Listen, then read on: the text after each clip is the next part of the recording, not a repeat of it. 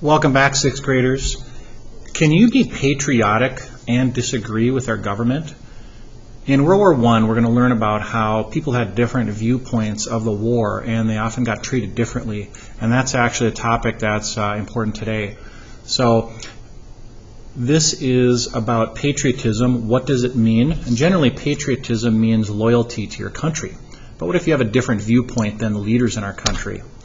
So often in World War I, we saw propaganda posters to encourage people to fight overseas, to save, to contribute money. And that was a way the government was trying to get you to demonstrate your patriotism. But what if you disagreed? Something that is important in our nation is free speech. During World War I, though, if you practiced your free speech, you might get in trouble. And you could get arrested. Often there were people protesting the war, and they were accused of being unpatriotic. Sometimes they were protesters, and sometimes it was simply even German Americans, so people who were of German descent and then lived in the U.S. Sometimes they got persecuted in a variety of ways. This poster says Hutchinson Hun Hunters. Hutchinson is a town west of the Twin Cities, about an hour away from us. A Hun was a derogatory term to describe Germans. So this is Hutchinson Hun Hunters. And can you imagine if you were a German American, how you might feel if your neighbor had a sign like this? Here is a statue that was in St. Paul that was getting removed during World War I. It was called Germania. And people wanted to wipe out anything that resembled Germany during our war during World War I, because Germany at the time was our enemy. Can you still be patriotic and have a different view than our governing leaders? And that's a question even for today. To get you to examine that a little bit, I have an assignment for you. It's called Keyword Notes. So here's what you're going to do. You're going to read a short passage, and then you're going to highlight some terms. So let's say I just got done reading this, and I want to... Hello, everybody. Hello there. I read this, and I think avoid is an important word. Against is an important word, and accused. And so then what I'm going to do is type these in here. Avoid, against, accused. All right, go on to the next passage, and let's say I wanted to underline persuade and support and raise money. There it is. And I'll type that in then. Persuade, support, M-O-N-E-Y.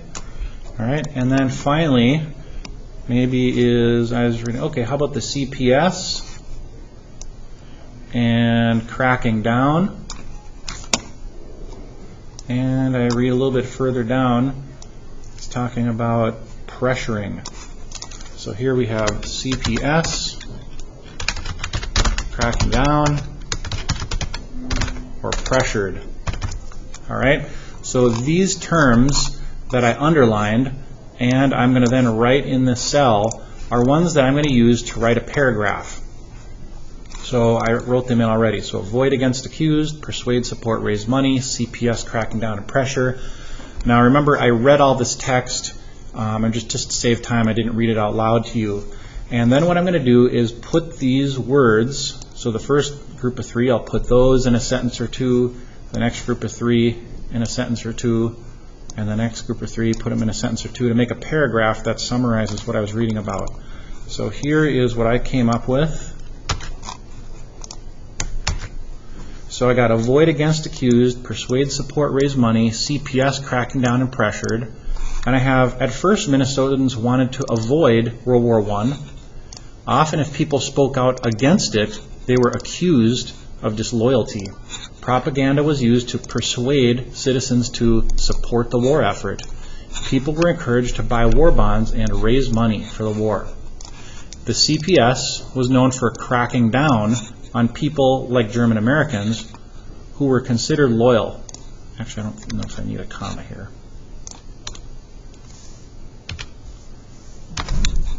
The CPS pressured schools to stop teaching German language in music and censored what German language newspapers could print. All right, so in summary, what you're going to be doing is you will highlight or underline your own 3 words or terms in each section, write them in the space next to it, and then I want you to use those 9 phrases or words to write a paragraph down below. Now, if you have your iPad, take a look at this piece of propaganda right here. It's very interesting. How can I help my country? How can you be patriotic, in other words? It's interesting how it describes, how can I help my country? Answer, I'll fight. I'll be a volunteer in Uncle Sam's Army or the Home Guards. I'll farm. The war is one of wheat, corn, potatoes, as well as soldiers, firearms. Men must eat. This one is interesting. I'll give. The worst slacker is a man who is not only willing to let others face bullets on the battlefield, but refuses to give. So propaganda definitely had some pressuring terms in it to make you feel like you should be you're patriotic only if you agree with these statements. All right, go ahead and get started reading about what is patriotic back in World War I. And that's the bell that says, hey, it's time to get working. Have a good day.